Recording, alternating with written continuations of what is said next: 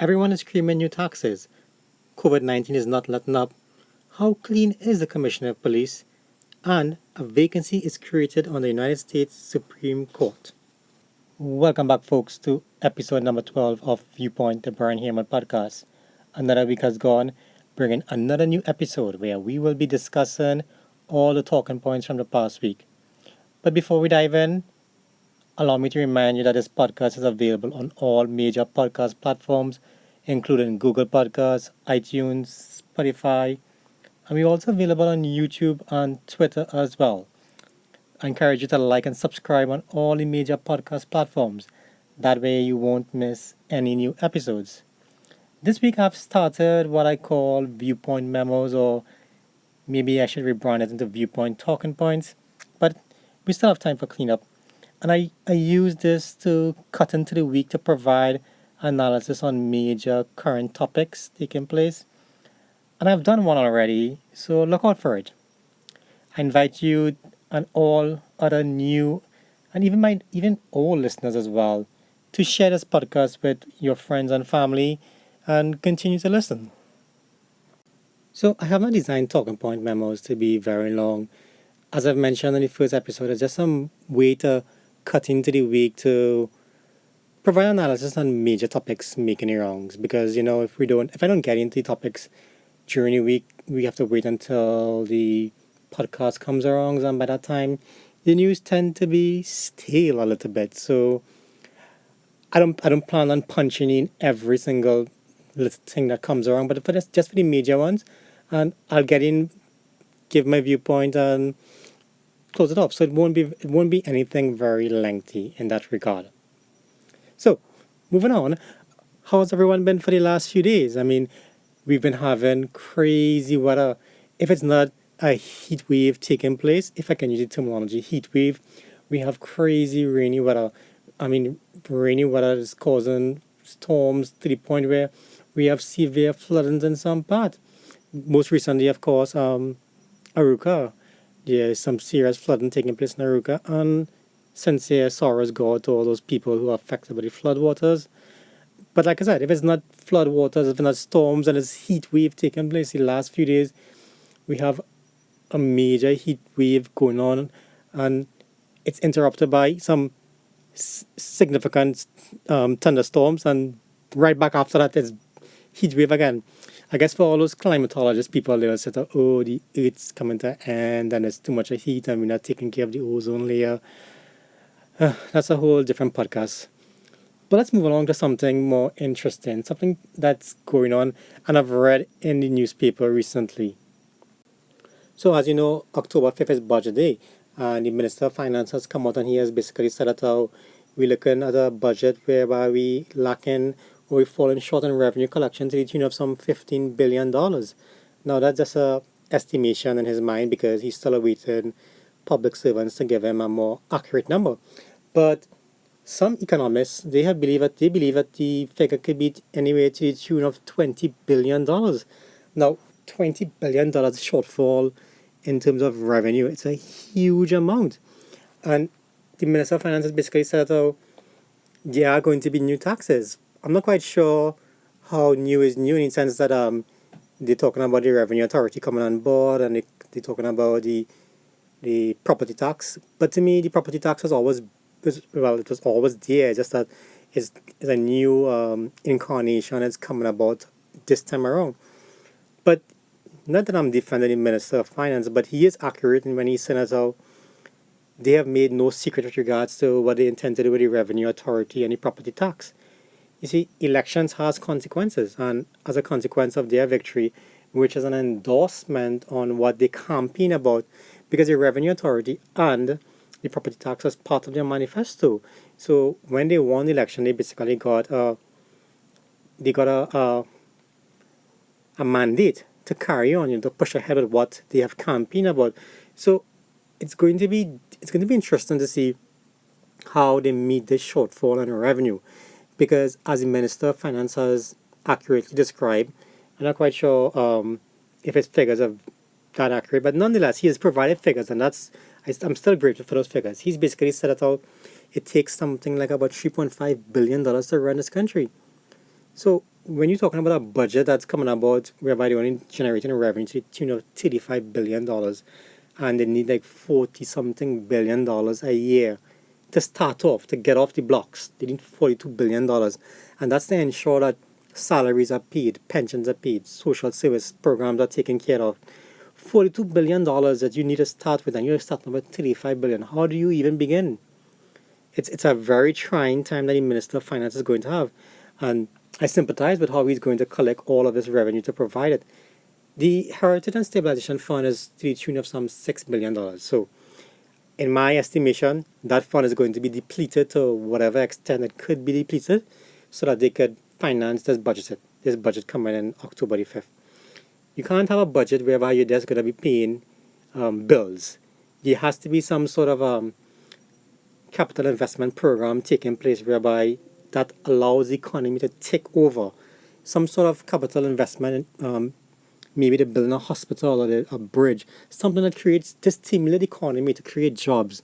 So you need to have an excess of a budget in excess of the $42 billion. Now I'm not quite sure how far he's going to go ahead. I'm not quite sure how much revenue he's going to be able to collect in excess of the $35 billion that he probably would have collected this time around. But new taxes in my mind, I don't know how good he's going to be to collect those taxes, because at the end of the day you're taxing the same people who have the inability to pay as it stands right now. Job losses is at an all-time high. Can't even get the figures with regards to what's the unemployment rate. So how do you tax people who are unemployed, and how do you expect people to pay who are unemployed? And that's where the government needs to generate revenue to keep the economy ticking, to ensure that those jobs are created. You see, Trinidad economy is based primarily, to a large extent, on government expenditure. The private sector is not. It's not as if it's an American economy where the private sector is one of the major drivers. The government spending in Trinidad and Tobago is what keeps the economy ticking. And if they don't spend, if you're going to find a serious contraction in the economy. As the Prime Minister has mentioned before, it's going to be, you're already expecting a contraction to the tune of some 10%. So government has to keep spending. I don't know how they're going to, what, I have not seen any new revenue generating activities taking place. I don't know how they're going to achieve to increase your revenue. I mean, you're going to try and collect more value added tax, but if people just can't pay, they can't pay, and that's going to create a whole new bag of problem. But I also watched with interesting the central bank governor, where he stated that for the as of June of this year 2020, they have only have numbers to the tune of some 365 people have been retrenched so far. Now, every time I hear about central bank, it just makes me laugh. Their incompetence is mind-boggling. You're trying to tell me that with all these companies turning over employees, even BP expecting a 25% reduction in staff, ArcelorMittal, Methanol Holdings, Centrin, Proman Methanol plants, Nutrien Methanol plant, only 365 people have lost their jobs according. Government has paid out over $100 million in grants. So only 365 people have shared in this over $100 million grants. Central bank, the governor, is nothing more than a joke. If these are the kind of numbers that he's spitting out for the media, for the general public at large, they really think that the population out there is stupid. I mean, I can't believe that those are the numbers that he's sharing with the population. But as I mentioned, October the 5th is going to be a really tough time for the minister and for the country, because everyone is going to be waiting to see what transpires. In my estimation, I think what they might very well do is to remove the subsidy on gasoline, all gasoline, and whether people argue that we are a gas producing nation or oil producing nation and we should have some form of subsidy, but no, put those prices that float, and that would give the government some leeway in terms of some funding that they would desperately need to finance other projects, not just projects, but to pay salaries, especially because those are the first things that you need to take over. You don't want to see them cutting old age pension or senior citizen grants or any NIS or anything like that. So I think the government they need to find ways beyond just taxing, because you can only squeeze an orange so much before it has nothing left in it. And when it has nothing left in it, that's when you need to be concerned. And I think we fast approaching that point whereby, given the job loss that's taken place in Trinidad, that orange is being drained to the point where there's nothing left in it.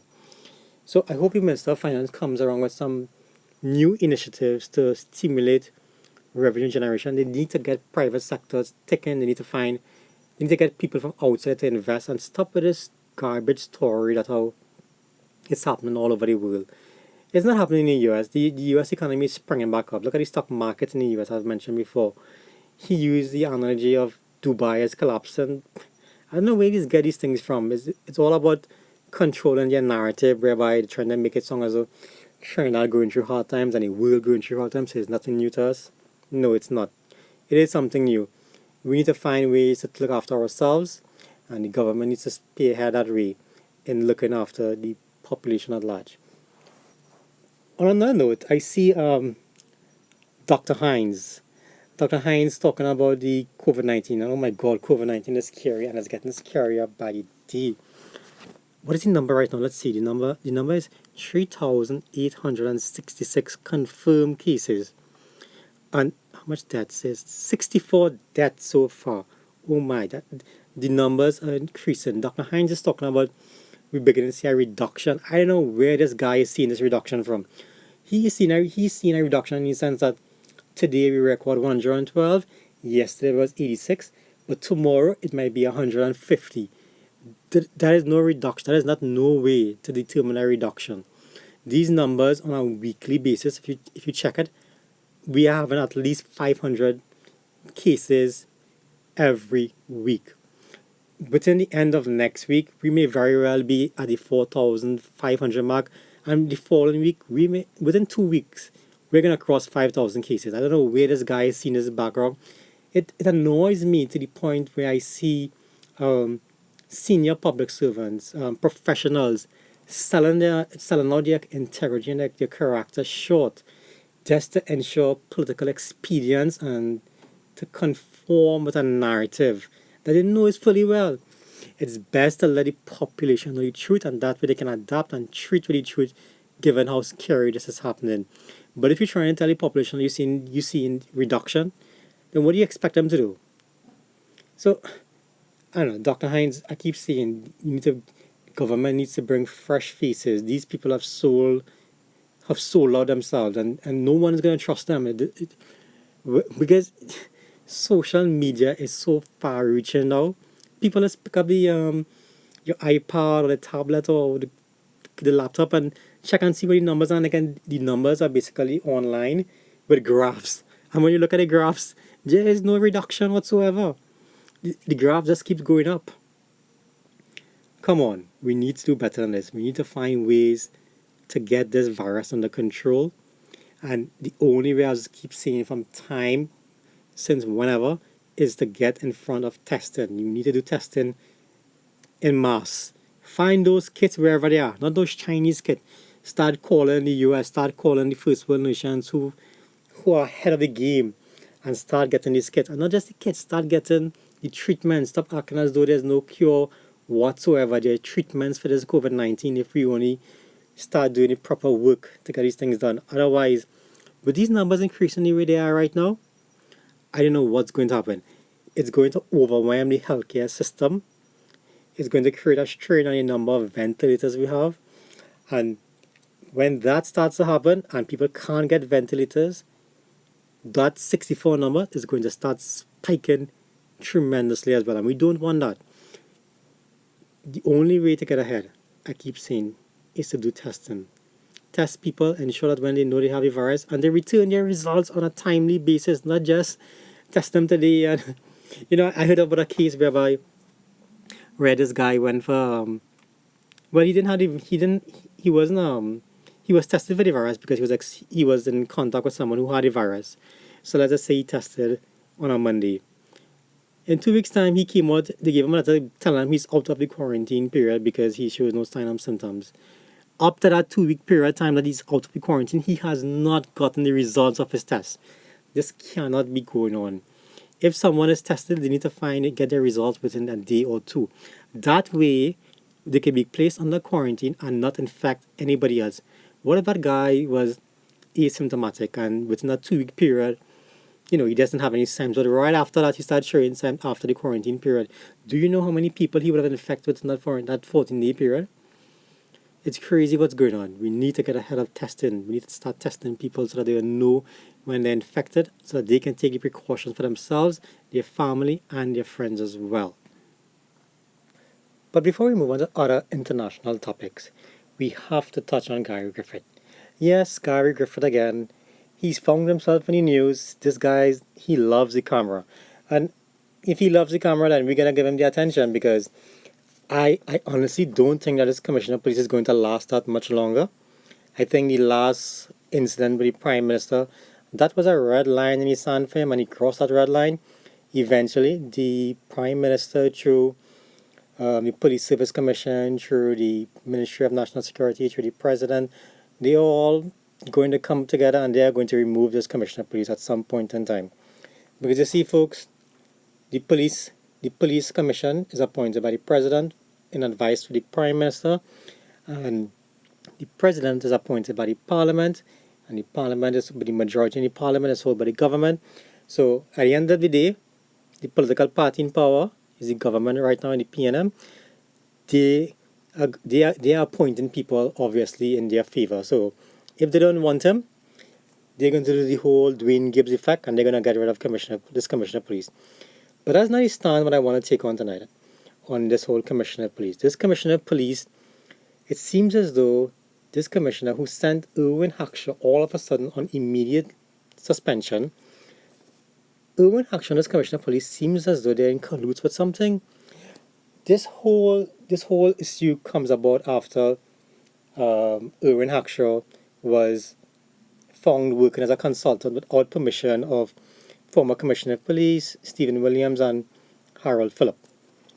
And now it would seem as though the Commissioner of Police Gary Griffith and Irwin Hackshaw seem to be working in cahoots. You see, back then it was Phillip, who apparently is now retired, raised concerns about numerous bank deposits in more than 15 personal accounts belonging to Hackshaw. And the matter was referred to the then head of the Professional Standards Bureau, someone by the name of ACP Totaram Duki, for investigation. Now, here's the interesting part. The case was passed on to nurse and next police officer after the Commissioner of Police sent Duki on leave. Isn't that interesting? Griffith alleged that elements, that's the police commissioner, he's alleging that elements in the police service, including Duki, the guy who he sent on vacation, and other people are trying to get him out of office. That's what he's alleging.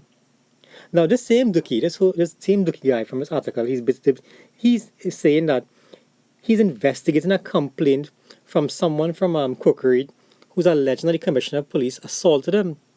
Now, that person who's alleging that is apparently now dead, shot outside his home. And apparently the Police Complaints Authority is still investigating that matter. But after this same ACP Totaram Duki came from leave on June 29th, he was sent to an outpost at Camp Komoto, a facility run by the regiment to run the police manpower audit. Now, isn't all of this strange? And all of a sudden, this same Irwin Hackshaw, before he was suspended, was investigating this same ACP Totaram Duki on 3 disciplinary offences initiated by the Commissioner of Police. Folks, this police service is insane. They are fighting each other. They're like cats and dogs fighting each other their own.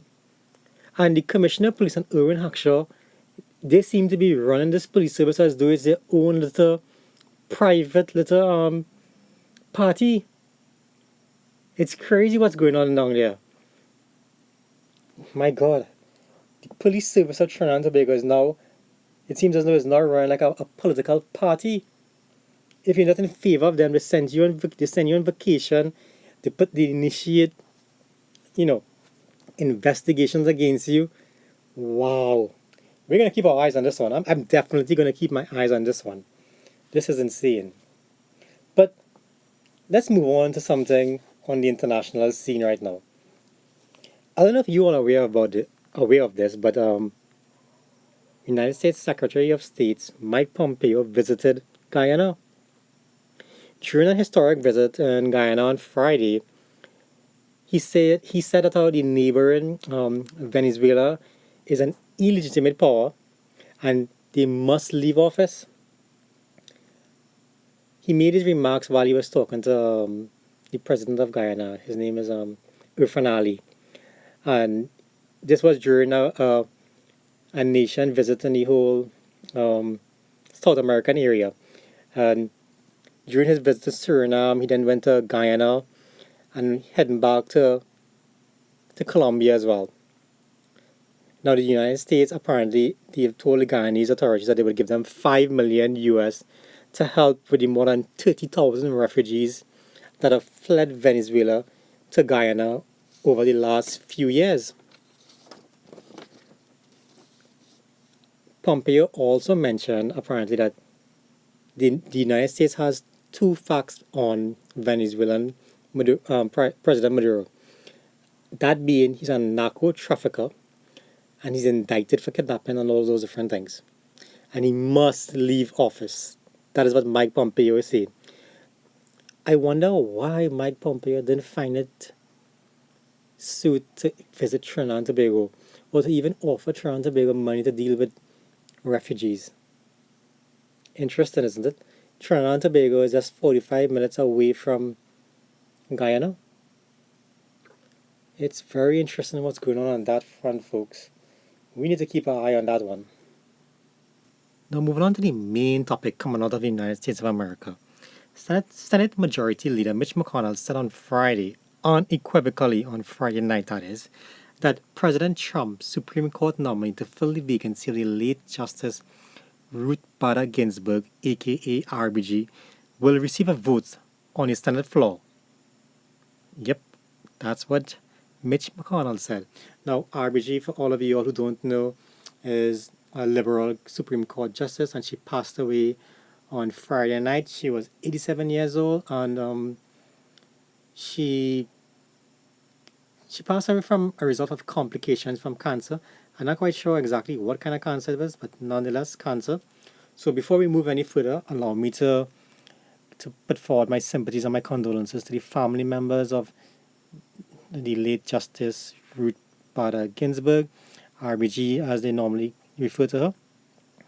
But with her passing, it leaves an opening now on to the Supreme Court of the United States, and that is sending liberals bonkers. Their minds are basically exploding, thinking that Donald Trump is now about to have his third nomination to the Supreme Court. Now, as you all know before, he already has Brett Kavanaugh and Neil Gorsuch. They are already in the Supreme Court of the United States. Just the mere thought that Donald Trump will have his third up nominee on the bench of the Supreme Court is driving liberals crazy. Because you see, conservatives outnumber liberals on the court and 5-4. And that was before the death of Ginsburg, who, as I mentioned, a liberal stalwart. But with a new right-leaning judge, they will now have a 6-3 majority. Now, saying 6-3 majority, that's providing the nominee of Donald Trump is put forward. But that 5-4 thing, what it stands right now, we have to remember that the Chief Justice Kennedy, even though he was appointed by a conservative president, he tends to give his vote to liberals on key issues, for example, Obamacare. So, whether they consider him a conservative or not, let's just say it's for each right now as it stands right now. But with Trump having the ability to appoint a justice in in favor of Ruth Bader Ginsburg, RBG, that would definitely put 5 conservative judges on the bench against 4 liberals. One liberal being Justice Kennedy, who is, well, whatever with him. But the ability for Trump to appoint this fifth judge is driving liberals crazy because they're basically saying that it's an election year and he shouldn't do it, he should leave it for the new president. But that's not what the Constitution says. Article 2, Section 2 of the Constitution of the United States basically set it out. The President shall appoint justices to the Supreme Court, and obviously the Senate will confirm his appointments. And the United States Judicial Committee appointment and confirmation process is a whole process. But this is not the first time this has happened. 29 times in American history, I've checked. This has happened 29 times in American history. There has been an opening on the Supreme Court for a vacancy during the presidential election year, or what they normally call a lame duck session before the next presidential inauguration. Of those 29 times, all the presidents have appointed someone, someone to the Supreme Court. It started with George Washington, John Adams, Thomas Jefferson, Abraham Lincoln, Franklin Roosevelt, Dwight Eisenhower, and of course, everyone's favorite water receding, time erasing President Barack Obama did it as well. So Donald Trump having the ability to do it is nothing new. This has been going on for all this time. It's just that liberals don't want the Supreme Court to be controlled by conservative mind thinking, and that's where the whole problem lies. But going on to something else with regards to the appointment of the American Supreme Court justice, not just a Supreme Court justices, but other judges as well. Their appointment process is different. You see, their nominees face the Senate, the Senate Judicial Committee, and they take questions and they question the justices about what is their views on abortion, what is their views on gay marriages, on big government, basically anything you get to question the judge on. So that way you know what their mindset is going into the process, into the bench. So whether you want them to sit on the bench or not, that's why there's a majority process to appoint them. It used to be a 60-vote majority, but thanks to liberals, they now turned it to a simple majority of 50, and conservative control the Senate by 53, a slim majority, 53 to 47. So it shouldn't be too much of a complicated process depending on how it goes before the election. But when you look at their appointment process and you compare it to what takes place in Trinidad and Tobago, the Judicial and Legal Service Commission meets in a room and appoints whoever they damn well feel like appointed. We have no Senate process. We get to ask no questions. No background check is done. No one gets to come forward and say X, Y, and Z.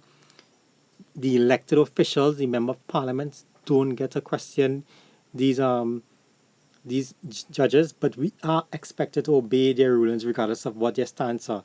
We need to know what their stance are. This is a process that we should be copying for efficiency, if just at all, so that we know if these judges that we appointed to our system, if they have political affiliations or political mind thinking, if they're supporting one political party, we need to know.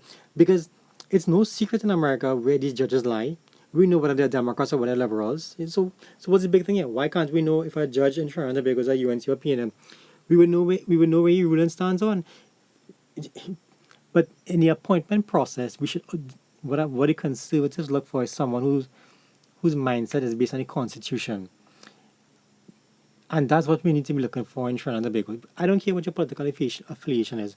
Once you're able to give your rulings as per the Constitution is written, and that's what the Americans benefit from with regards to the appointment process. We don't have that here, and I'm not quite sure if it's something that we will be looking to do, because obviously when you do that, when you take away a lot of power from those people in control, and no one likes to give up power.